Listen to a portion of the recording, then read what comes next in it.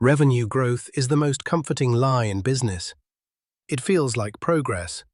It looks like momentum. It gives everyone permission to stop asking hard questions. And that's exactly why it's dangerous. Most companies don't grow because they've built something strong. They grow because they've learned how to apply more force, more ad spend, more sales pressure, more incentives, more urgency pushed downstream. Revenue goes up not because the system works, but because the system is being overpowered. Revenue is volume, operations are structure, and volume can increase while structure quietly degrades. You can grow revenue while margins shrink quarter after quarter. You can book more sales while fulfillment falls behind. You can add customers faster than your team can support them. You can call it scale while every internal process becomes more fragile. Revenue doesn't measure health, it measures activity.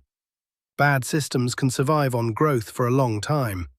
In fact, growth is what keeps them alive. Cash flow masks inefficiency. It delays consequences.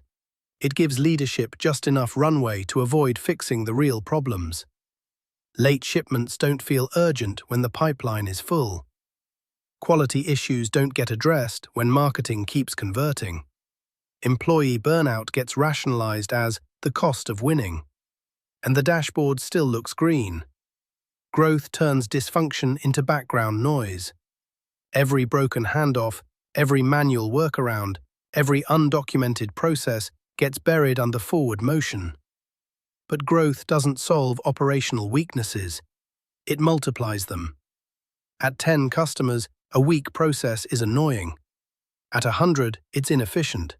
At 1,000, it's expensive. At 10,000, it's catastrophic. The company didn't suddenly fail. It aged badly under pressure.